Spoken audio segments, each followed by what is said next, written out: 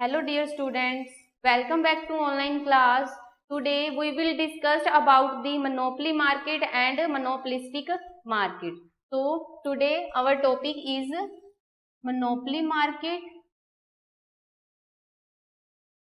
and monopolistic competition market.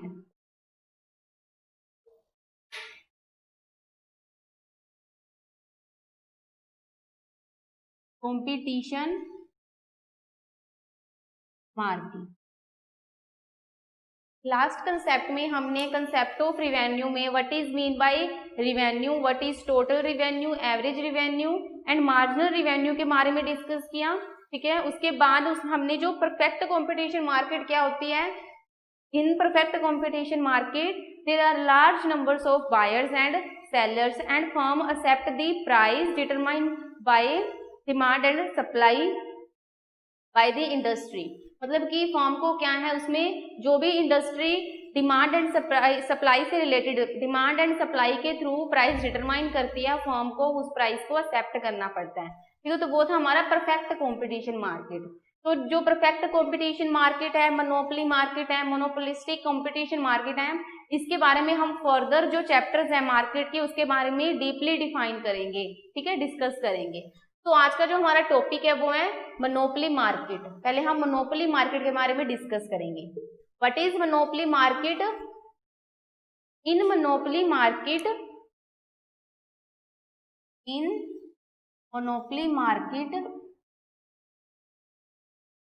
There is only one producer and seller, producer और seller. देखो monopoly market में क्या है, एक ही प्रोड्यूसर होता है, यहाँ पे जो भी सेलर होगा वो क्या है, एक ही होता है। ठीक है, and the price and quantity of production is determined by a producer. So means in monopoly market the price and quantity of production is determined by a producer। तो देखो जो लाइक जैसे कि एग्जांपल लेते हैं रेलवे सर्विसेज, तो जो railway services है उस पर किसका कंट्रोल होता है, गवर्नमेंट का।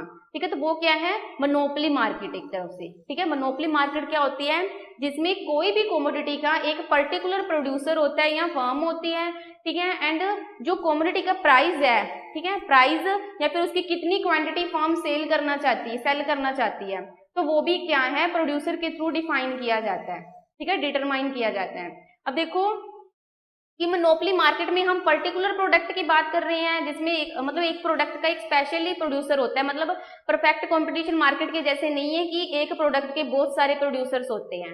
लाइक जैसे हम यहाँ पे रेलवे सर्विसेज की बात करें तो रेलवे पे जो किसका कंट्रोल होता है, गवर्नमेंट का। ठीक है, मतलब मोनोपोली किसकी है, रेलवे पे गवर्नमेंट की। एक ही प्रोड्यूसर है, एक ही सेलर है। ठीक है, तो जो प्राइस है या क्वांटिटी ऑफ प्रोडक्शन है कोमोडिटी की, वो किसके थ्रू डिफाइन की जाती है, प्रोड्यूसर के थ्रू। मोनोपोली मार्केट में जो प्रोड्यूसर होता है उसके थ्रू डिफाइन की जाती है। ठीक है, एंड मार्केट में क्या है कि हम इसमें एक प्रोडक्ट की बात कर रहे हैं कि उसका एक ही प्रोड्यूसर होता है। तो मोनोपोली मार्केट में क्या है कि एक पर्टिकुलर कोमोडिटी की सब्स्टिट्यूट कोमोडिटीज नहीं होती है। सब्स्टिट्यूट मतलब कि ऐसे नहीं है कि एक कोमोडिटी की, अब ऐसे तो नहीं है हमारी सिटी में कि रेलवे स्टेशन की एक रेलवे स्टेशन से अलावा और अनदर बहुत सारे होते हैं। ठीक है, वैसे बड़ी बड़ी सिटीज में होते हैं, बट उनके ऊपर गवर्नमेंट का कंट्रोल होता है। तो यहाँ पे देखो, अगर मोनोपोली मार्केट में अगर हम एग्जांपल लेते हैं तो एक कमोडिटी का सिर्फ एक ही प्रोड्यूसर होता है। उसकी जो सब्स्टिट्यूट गुड्स हैं, ठीक है, वो क्या है, मतलब कि वो ही सेम गुड क्या है, अनदर प्रोड्यूसर्स के पास नहीं मिलती है। ठीक है, मतलब एक कमोडिटी पे एक ही पर्सन का कंट्रोल होता है। ठीक है, उस कमोडिटी जैसे अनदर कमोडिटी मार्केट में अवेलेबल नहीं है। एंड जो मोनोपोली मार्केट में प्रोड्यूसर है वो ही कमोडिटी की क्वांटिटी एंड प्राइस को डिटरमाइन करता है। क्लियर है?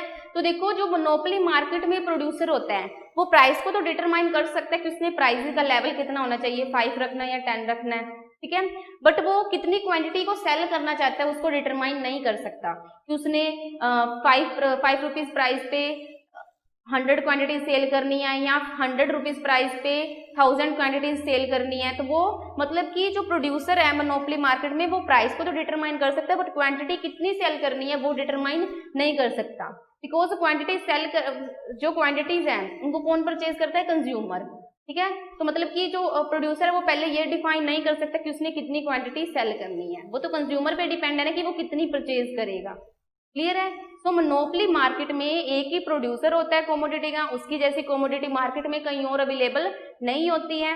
ठीक है, एंड इसमें जो प्राइस है वो भी क्या है? प्रोड्यूसर के थ्रू डिटरमाइन किया जाता है।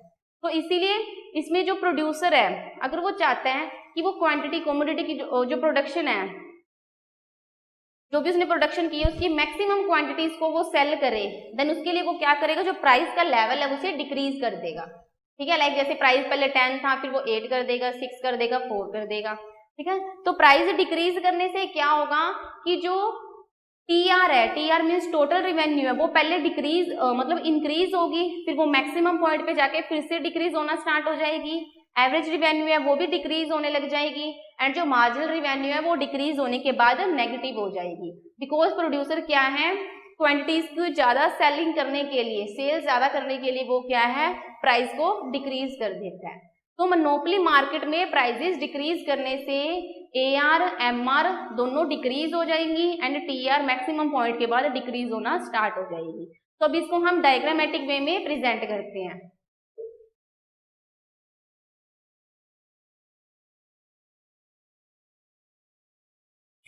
फॉर एग्जाम्पल मोनोपोली मार्केट की हम एग्जाम्पल लें तो एक पर्टिकुलर कमोडिटी की बात कर रहे हैं, तो यहाँ पे हमारे पास है क्वांटिटी सोल्ड, तो कितनी क्वांटिटी सेल की है, लाइक जैसे कि 1 2 3 4 5। ओके, 1 2 3 4 ले लेते हैं, चलो हम यहाँ पे।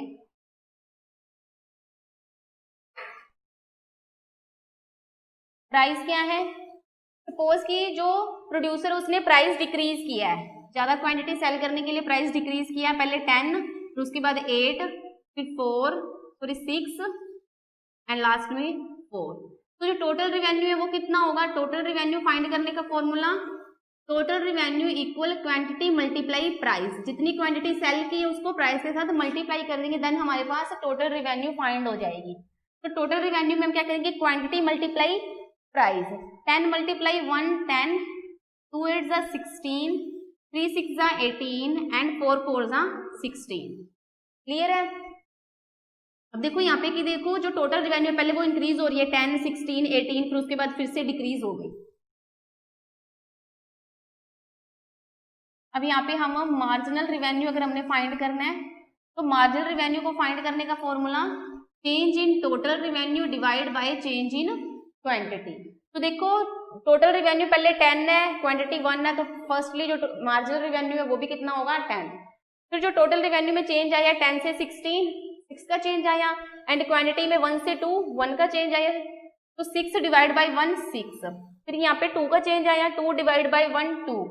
फिर यहाँ पे देखो हम जो स्मॉल डिजिट में से मतलब कि जो लार्ज डिजिट है उसे माइनस कर रहे हैं, 16 माइनस 18 करेंगे, देन हमारे पास -2 आएगा। ठीक है, -2 डिवाइड बाई 1 -2। क्लियर है? फिर उसके बाद हमने एवरेज रिवेन्यू फाइंड करना है। सो एवरेज रिवेन्यू को फाइंड करने का फॉर्मूला है average revenue equal total revenue divide by quantity.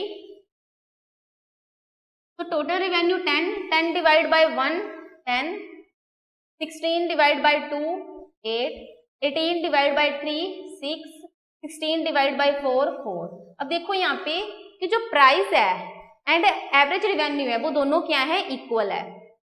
Clear है? बट मार्जिनल रिवेन्यू इसमें इक्वल नहीं है, तो मतलब कि मोनोपोली मार्केट में average revenue equal price, so average revenue is called demand curve of a firm, demand curve of a firm, because demand curve में हम प्राइस एंड डिमांड से रिलेटेड कंसेप्ट के बारे में डिस्कस करते हैं। डिमांड क्या है? प्राइस पे डिपेंड होती है, एंड जो प्राइस है वो AR के इक्वल है, सो AR is called demand curve of any firm.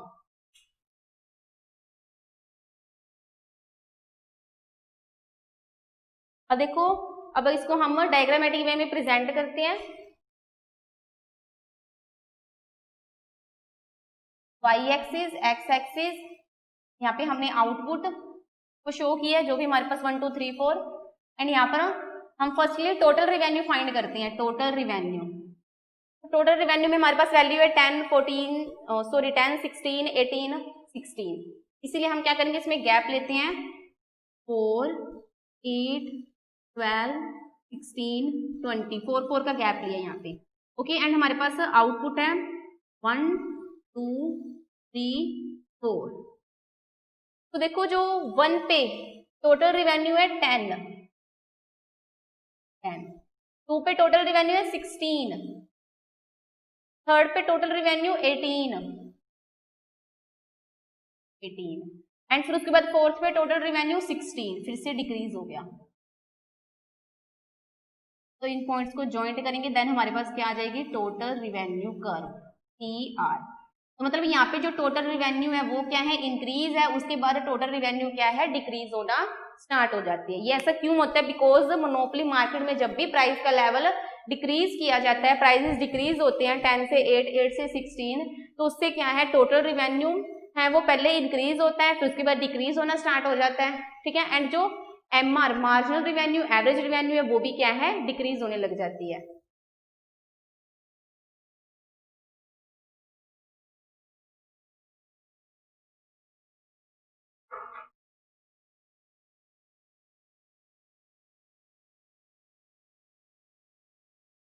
Y axis, X axis, output, and यहाँ पे हम MR एंड AR को प्रेजेंट करेंगे वाई एक्सिस पे। तो यहाँ पे देखो जो MR AR है उसमें 2 से 10 के बिटवीन वैल्यूज हैं, तो इसमें 2 2 का डिफरेंस लेंगे, 2 4 6 8 10 12 1 2 3 4। तो पहले हम एवरेज रिवेन्यू फाइंड करेंगे। तो देखो कि फर्स्ट क्वांटिटी पे एवरेज रिवेन्यू है 10, सेकंड पे 6, थर्ड पर सेकंड पे एवरेज रिवेन्यू है 8, थर्ड क्वांटिटी पे एवरेज रिवेन्यू 6, एंड उसके बाद फोर्थ पे एवरेज रिवेन्यू है 4। तो मतलब कि जो एवरेज रिवेन्यू है वो क्या है, डिक्रीज हो रही है। Average revenue equal demand curve, average revenue को हम डिमांड कर्व भी बोलते हैं, क्लियर है। तो एवरेज रिवेन्यू भी डिक्रीज हो रही है बिकॉज डिक्रीज इन प्राइसेस। अब नेक्स्ट हमने मार्जिनल रिवेन्यू फाइंड करनी है। So quantity marginal revenue first quantity पे marginal revenue 10, okay, second quantity पे मार्जिनल रिवेन्यू 6, थर्ड क्वांटिटी पे मार्जिनल रिवेन्यू है 2, एंड फोर्थ पे जो मार्जिनल रिवेन्यू है वो क्या है, -2, मतलब माइनस में। तो यहाँ पे हम लिख देते हैं, यहाँ ले लेते हैं -2, ओके। तो ये क्या है, MR, क्लियर है। तो देखो कि मोनोपोली मार्केट में एक ही कमोडिटी का एक ही प्रोड्यूसर होता है, ठीक है, उसकी जैसी कमोडिटी मार्केट में अवेलेबल नहीं होती है, तो इसीलिए एक ही प्रोड्यूसर होता है। अगर वो मतलब कि अपनी प्रोडक्शन की क्वांटिटी, मतलब कमोडिटी की जो क्वांटिटीज है उसको ज्यादा से ज्यादा सेल करना चाहता है, देन वो क्या करेगा, प्राइसेस डिक्रीज कर देगा। सो प्राइसेस डिक्रीज होने से जो टोटल रिवेन्यू है वो भी पहले इंक्रीज होता है, फिर डिक्रीज होता है। मार्जिनल रिवेन्यू है वो डिक्रीज हो जाती है एंड लास्ट में नेगेटिव में चली जाती है, एंड एवरेज रिवेन्यू है वो भी क्या है, डिक्रीज होना स्टार्ट हो जाती है। तो ये था हमारा मोनोपोली मार्केट। नेक्स्ट है मोनोपोलिस्टिक मार्केट और इम्परफेक्ट मार्केट।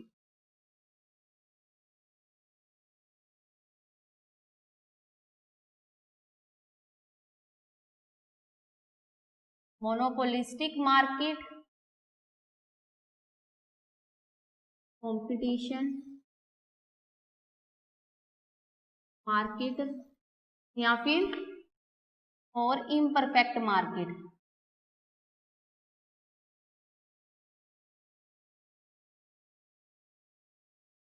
अब देखो जो मोनोपोलिस्टिक मार्केट होती है या इम्परफेक्ट मार्केट, ठीक है, इसे हम इम्परफेक्ट मार्केट भी कहते हैं। तो देखो जो मोनोपोलिस्टिक मार्केट है ये जो एग्जिस्ट है हमारी रियलिटी में, लाइफ में मार्केट, मोनोपोलिस्टिक मार्केट में क्या होता है, मतलब कि लार्ज नंबर ऑफ सेलर्स होते हैं, फर्म्स होती हैं, ठीक है। और इसमें क्या है कि जो कमोडिटीज होती हैं, ठीक है, कोई भी कमोडिटी है वो क्या है, डिफरेंशिएट होती है। मतलब कि एक ही पर्टिकुलर कमोडिटी के लार्ज नंबर्स ऑफ सेलर्स होते हैं, बेचने वाले बहुत ज्यादा होते हैं, ठीक है। एंड इसमें क्या है कि जो गुड्स है वो क्या है, डिफरेंशिएट होती है। डिफरेंशिएट मतलब कि गुड्स एक जैसी होती है बट उनका ब्रांड अलग होता है, डिफरेंट होता है, कलर अलग होता है, साइज, ठीक है, या फिर क्वालिटी अलग होती है, ठीक है। तो मोनोपोलिस्टिक मार्केट रियलिटी में होता है, क्योंकि इसमें हम देखते हैं कि प्रोडक्ट सेम होते हैं बट वो उनकी क्या है, क्वालिटी चेंज होती है, ब्रांड अलग होता है, न्यू होता है, ठीक है। तो मतलब कि मोनोपोलिस्टिक मार्केट में लार्ज नंबर्स ऑफ फर्म्स होती हैं एंड इसमें क्या है, जो गुड्स हैं वो क्या है, डिफरेंशिएट होती है, such as colour, different different colours की होती हैं, ठीक है, साइज डिफरेंट होते हैं, ब्रांड अलग होता है, क्वालिटी होती है, ओके। एंड इसमें जो भी हमारे पास कर्व होगी, ठीक है, वो क्या है, मोर इलास्टिक होती है। टोटल रिवेन्यू कर्व, सॉरी यहाँ पे जो एवरेज रिवेन्यू, मार्जिनल रिवेन्यू है वो क्या है, मोर इलास्टिक होती है। अगर हम मोनोपोलिस्टिक में देखें तो मार्जिन एवरेज रिवेन्यू भी डिक्रीज हो रही थी ऐसे, एंड मार्जिनल रिवेन्यू भी डिक्रीज होके माइनस में हो जाती है, ठीक है। तो मतलब कि ये लेस इलास्टिक थी। बट मोनोपोलिस्टिक मार्केट में जो एवरेज रिवेन्यू, मार्जिनल रिवेन्यू है वो क्या, मोर इलास्टिक होती है, मोर इलास्टिक, बिकॉज इसमें जो कर्व है, ठीक है, एवरेज रिवेन्यू कर्व है या मार्जिनल रिवेन्यू कर्व है, वो ग्रेजुअली मतलब कि डिक्रीज होती है, डिक्रीज तो होती है बट वो ग्रेजुअली डिक्रीज होती है, ग्रेजुअली मतलब धीरे धीरे डिक्रीज होती है, ठीक है। तो देखो जो मोनोपोलिस्टिक मार्केट है इसमें लार्ज नंबर ऑफ फर्म्स होती हैं, गुड्स एक जैसी होती, गुड्स होती हैं, लार्ज नंबर ऑफ फर्म्स होती हैं, एंड इसमें क्या है, जो गुड्स होती हैं वो सेम नहीं होती हैं, ठीक है, उनके कलर, उनका साइज, ब्रांड, क्वालिटी डिफरेंशिएट होते हैं। एंड इसमें जो एवरेज रिवेन्यू, मार्जिनल रिवेन्यू है वो क्या है, मोर इलास्टिक होती है। अब देखो मोनोपोलिस्टिक कंपटीशन मार्केट को अगर हम प्रेजेंट करें तो फर्स्टली टेबल के फॉर्म में प्रेजेंट करेंगे। यहाँ पे हमने क्वांटिटीज ली 1 2 3 4 5, उसके बाद प्राइस लिया 10 9 8 7 6। अब देखो मोनोपोलिस्टिक कंपटीशन मार्केट में अगर फर्म्स चाहती हैं कि उन्हें ज्यादा से ज्यादा प्रॉफिट हो, अपनी प्रोडक्ट की क्वांटिटीज को ज्यादा सेल करना चाहती है, देन उसके लिए वो क्या करेंगी कि जो प्राइजेस है उन्हें डिक्रीज करती है, ठीक है। सो प्राइजेस डिक्रीज होने से टोटल रिवेन्यू इंक्रीज होता है, फिर मैक्सिमम पहुंचने के बाद वो थोड़ा डिक्रीज होना स्टार्ट हो जाता है। एवरेज रिवेन्यू भी डिक्रीज होती है, मार्जिनल रिवेन्यू भी डिक्रीज होती है, बट वो ग्रेजुअली डिक्रीज होती है, फास्टली डिक्रीज नहीं होती। जैसे मोनोपोली मार्केट में फास्टली डिक्रीज हो रही थी, बट मोनोपोलिस्टिक में ग्रेजुअली डिक्रीज होती है, स्लोली स्लोली डिक्रीज होती है। और देखो कि monopolistic competition market and monopoly market में डिफरेंस क्या है। मोनोपोलिस्टिक कंपटीशन मार्केट में जो फर्म्स होती हैं वो प्राइसेस डिक्रीज करती हैं, पर फास्टली डिक्रीज नहीं किया उन्होंने प्राइस में। प्राइस को पहले 10 था, फिर उन्होंने 9 किया, फिर 8, फिर 7, फिर 6 किया है। बट मोनोपोली में क्या है, प्राइजेस में 10 प्राइस था तो सीधा उन्होंने डिक्रीज किया, 2 का चेंजेस कर दिया प्राइस में, 10 से सीधा 8, तो उसके बाद 6 4 2। तो इसलिए ये इसमें मेन डिफरेंस है मोनोपोलिस्टिक मार्केट में एंड मोनोपोली मार्केट में, कि मोनोपोलिस्टिक मार्केट में प्राइस ग्रेजुअली डिक्रीज होते हैं, धीरे धीरे डिक्रीज होते हैं, बट मोनोपोली में फास्टली डिक्रीज होते हैं, ओके। तो देखो हमारे पास प्राइस है, तो टोटल रिवेन्यू फाइंड करने का फॉर्मूला है Q मल्टीप्लाई P, 10 18 24 28 30, क्लियर है। मार्जिनल रिवेन्यू फाइंड करते हैं, change in total revenue divide by change in quantity. So total revenue 10 divide by 1 10, 10 उसके बाद टोटल रिवेन्यू चेंज हो गया, 10 से 18 8 का चेंज आया, और यहाँ पे 1 से 2 1 का चेंज आया 8, 18 से 24 हो गया, 24 में से 18 माइनस करेंगे तो हमारे पास क्या आ जाएगा 6, एंड 6 को 1 के साथ डिवाइड करेंगे देन आ जाएगा 6। उसके बाद 24 में से 28 माइनस करते हैं तो कितना आ जाएगा 4, 30 में से 28 माइनस करेंगे 2 2, एंड क्वांटिटी हमने इंक्रीज किया 4 से 5, कितना चेंज आया 1, तो 2 डिवाइड बाई 1 कितना आ जाएगा 2, ठीक है। तो मतलब कि जो मार्जिनल रिवेन्यू है वो कितना है 10 8 6 4 2, क्लियर है। एवरेज रिवेन्यू कैसे फाइंड करते हैं, total revenue divide by quantity, तो total revenue divide by quantity, 10 divide by 1 10, 18 divide by 2 9, 24 divide by 3 8, 28 divide by 4 7, and 30 divide by 5 6, 30 divide by 5 6।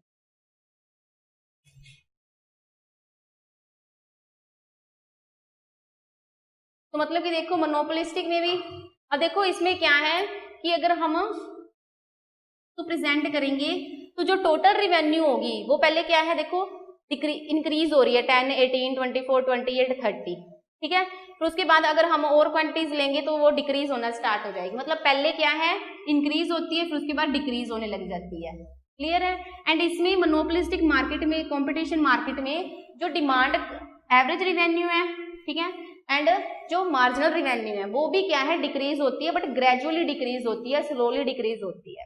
मतलब देखो AR डिक्रीज हो रही है, ठीक है, एंड MR डिक्रीज हो रही है। ये क्या है, मोर इलास्टिक। मोर इलास्टिक मतलब कि AR MR मोनोपोली मार्केट के जैसे डिक्रीज होती है, बट मोनोपोली मार्केट में AR MR इंक्रीजिंग रेट से डिक्रीज होती है, एंड मोनोपोलिस्टिक मार्केट में AR and MR gradually decrease होती है, स्लोली स्लोली डिक्रीज होती है। सो AR and MR is more elastic. Clear है। मतलब कि monopoly and monopolistic competition market में डिफरेंस सिर्फ यही है कि मोनोपोलिस्टिक मार्केट में जो प्रोडक्ट होती हैं, उनकी गुड्स हैं, ठीक है, वो अलग अलग ब्रांड की क्वालिटीज होती है, क्वालिटीज की होती है, लार्ज फॉर्म्स होती है इसमें, ठीक है। एंड इसमें क्या है कि जो प्राइजेस में जो डिक्रीज होते हैं, प्राइजेस वो थोड़ा स्लोली स्लोली डिक्रीज होते हैं। मोनोपोली में प्राइजेस में देखो 10 से सीधा उन्होंने 8 कर दिया था डिक्रीज, ठीक है, 9 नहीं किया, सीधा 8 से फिर 6। मोनोपोलिस्टिक में क्या है कि प्राइस पहले 10 से उन्होंने 9 किया, मतलब स्लोली स्लोली प्राइस को डिक्रीज किया, ठीक है। तो इसीलिए जो AR एंड MR है वो भी क्या है, इसमें ग्रेजुअली डिक्रीज होती है, फास्टली डिक्रीज नहीं होती। क्लियर है। तो ये था हमारा monopolistic competition market.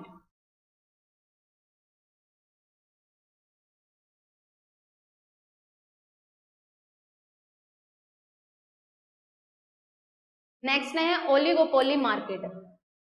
Oligopoly market. अब देखो ओलिगोपोली मार्केट क्या होती है कि इसमें फ्यू फर्म्स होती हैं, कोई भी प्रोडक्ट है उसकी थोड़ी सी फर्म्स होती हैं, ज्यादा फर्म्स नहीं होती हैं, और इसमें जो प्राइस है वो कांस्टेंट होता है, ठीक है। बिकॉज अगर एक फर्म प्राइस में चेंज करती है तो सेकंड फर्म प्राइस में, अगर एक फर्म प्राइस में चेंज करती है, डिक्रीज करती है, तो बाकी फर्म्स भी प्राइस में प्राइजेस को डिक्रीज कर देती है। सो इससे जो डिमांड है वो एग्जैक्टली फाइंड नहीं कर सकते डिमांड कर्व। ओके, मतलब AR कर्व को हम डिमांड कर्व कहते हैं, वो एग्जैक्टली फाइंड नहीं कर सकते। अब देखो ओलिगोपोली मार्केट में, in oligopoly market there are few forms of a product. इसमें जो प्रोडक्ट की हम एग्जांपल लेंगे, लाइक जैसे सीमेंट, स्टील, एल्यूमिनियम एक्सेट्रा। तो ये क्या है, ओलिगोपोली मार्केट की एग्जांपल्स हैं। एंड इसमें जो ओलिगोपोली मार्केट्स में जो इनकी फर्म्स होगी सीमेंट, स्टील, एल्यूमिनियम की, तो वो फ्यू होती हैं। अब हम डेली रूटीन में देखें तो अगर सीमेंट, एल्यूमिनियम, स्टील की जो फर्म्स होती हैं, ऐसे तो यानी पूरी मार्केट में यही फर्म्स होती हैं, तो बहुत ही कम फर्म्स होती हैं ये, बिकॉज ये चीजें डेली रूटीन के लिए इतना यूज नहीं होती है। क्लियर है। तो these are the example of oligopoly market. And इसमें क्या है, in this market price is constant. Price है वो क्या है, चेंज नहीं होता, बिकॉज अगर एक फॉर्म प्राइस में चेंज करती है तो बाकी जो फॉर्म्स है वो भी प्राइस में चेंजेस करेगी, और जिससे एग्जैक्ट डिमांड कर्व को फाइंड नहीं कर सकते। तो इसीलिए इसमें जो डिमांड कर्व होगी, यहाँ पे y एक्सिस पे हमने रिवेन्यू को प्रेजेंट किया, एंड x एक्सिस पे output, y axis x axis. तो इसीलिए यहाँ पे जो AR कर्व बनेगी ओलिगोपोली मार्केट में, वो क्या है, स्लोली स्लोली डिक्रीज होने के बाद थोड़ी मुड़ जाती है, किंक्ड हो जाती है। किंक्ड मतलब मुड़ जाना। तो मतलब कि यहाँ पे जो मोर इलास्टिक है एवरेज रिवेन्यू, ठीक है, बट यहाँ पे आके जब वो किंक्ड हो जाते हैं, मुड़ जाती है, तो वो क्या है, लेस इलास्टिक हो जाती है, ठीक है। मोर इलास्टिक कब हो जाए, जब वो धीरे धीरे डिक्रीज हो रही है। अब यहाँ पे देखो किंक्ड करने के बाद वो क्या है, लेस इलास्टिक हो जाती है। क्लियर है। ये क्या होगी, हमारी एवरेज रिवेन्यू। एंड जो मार्जिनल रिवेन्यू है वो भी क्या है, हमेशा एवरेज रिवेन्यू से नीचे होती है।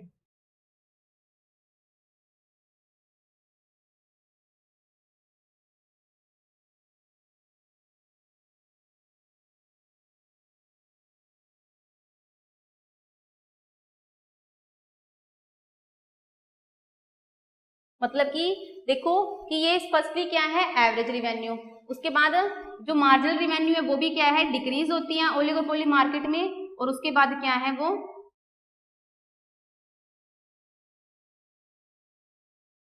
तो हम डॉट से प्रेजेंट करेंगे, 0 हो जाती है एंड लास्ट में क्या है फिर वो नेगेटिव चली जाती है, ये क्या है एम मार्कर। तो देखो ओलिगोपोली मार्केट में किसी भी प्रोडक्ट की फ्यू फर्म्स होती हैं, लाइक जैसे सीमेंट, स्टील, एल्यूमिनियम, तो इसकी बहुत थोड़ी फर्म्स होती हैं। तो फ्यू फर्म्स होने की वजह से क्या है कि जो प्राइस है वो कांस्टेंट रहता है, प्राइस कांस्टेंट। अगर प्राइस में थोड़े भी चेंजेस होते हैं तो इससे डिमांड पे क्या इफेक्ट पड़ेगा वो डिफाइन नहीं कर सकते, तो इसलिए इसमें प्राइस कांस्टेंट होता है। तो अगर इसमें एक फर्म अगर प्राइस चेंज करती है तो बाकी फर्म भी प्राइस चेंज करती है, इससे जो डिमांड कर्व है उसको एग्जैक्टली फाइंड नहीं कर सकते कि कितना चेंज आया है। तो इसलिए जो एवरेज रेवेन्यू है वो पहले ग्रेजुअली डिक्रीज होती है, थोड़ा थोड़ा डिक्रीज होती है, उसके बाद वो किंक्ड हो जाती है, मुड़ जाती है, और फिर वो क्या है लेस इलास्टिक हो जाती है, डिक्रीज होना स्टार्ट हो जाती है फास्टली। एंड जो मार्जिनल रिवेन्यू है वो हमेशा एवरेज रिवेन्यू से फास्टली डिक्रीज हो, मतलब लेस देन ही होती है। अब देखो मार्जिनल रिवेन्यू भी यहाँ पे है, मार्जिनल रिवेन्यू ग्रेजुअली डिक्रीज होने के बाद 0 हो जाती है और उसके बाद नेगेटिव में चली जाती है। तो ये था हमारा ओलिगोपोली मार्केट। ओलिगोपोली मार्केट में ऐसा होता है। एंड मोनोपोलिस्टिक मार्केट में क्या होता है कि एवरेज रिवेन्यू डिक्रीज हो रही है, ठीक है, इन मोनोपोलिस्टिक कॉम्पिटिशन मार्केट, एंड जो मार्जिनल रिवेन्यू है वो भी क्या है ग्रेजुअली डिक्रीज होती है। क्लियर है? What is monopoly market, monopolistic competition market and oligopoly market. तो देखो जो कंसेप्ट ऑफ रिवेन्यू है इसकी मेनली क्या इंपॉर्टेंस है, importance of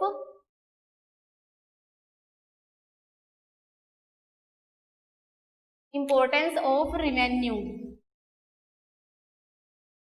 importance of concept of revenue. जो हमने आज कंसेप्ट ऑफ रिवेन्यू के बारे में डिस्कस किया है, total revenue, marginal revenue, average revenue, ठीक है, तो इसकी मतलब क्या इंपॉर्टेंस है,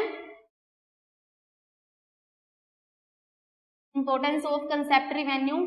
फर्स्टली इससे कि एक फर्म क्या है अपनी इक्विलिब्रियम की फर्म को इक्विलिब्रियम पॉइंट पे, मतलब कि इक्विलिब्रियम फर्म का पॉइंट कब होता है जब फर्म ने प्रोडक्शन की है उससे प्रॉफिट ज्यादा होता है एंड जो कॉस्ट ऑफ प्रोडक्शन है वो क्या है कम यूज होती है।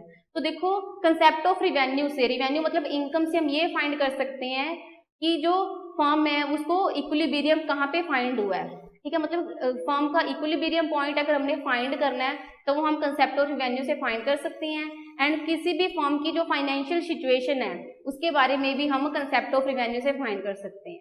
अगर कोई भी फर्म है उसको रिवेन्यू इनकम ज्यादा प्रोवाइड हुई है देन उसकी फाइनेंशियल कंडीशन अच्छी है, अगर उसको कम ही इनकम प्रोवाइड हुई है, रिवेन्यू प्रोवाइड हुई है, देन उसकी फाइनेंशियल कंडीशन है वो क्या है थोड़ी मतलब लो है, मतलब कुछ ज्यादा अच्छी नहीं है। तो कंसेप्ट ऑफ रिवेन्यू से हम किसी भी फर्म की फाइनेंशियल सिचुएशन को फाइंड कर सकते हैं, ठीक है, और किसी भी फर्म का जो इक्विलिब्रियम पॉइंट है उसके ऊपर स्टडी कर सकते हैं। तो ये था हमारा आज का last concept of revenue chapter आपका कंप्लीट है। तो नेक्स्ट अब हम नेक्स्ट चैप्टर के बारे में नेक्स्ट लेक्चर में डिस्कस करेंगे। Thank you.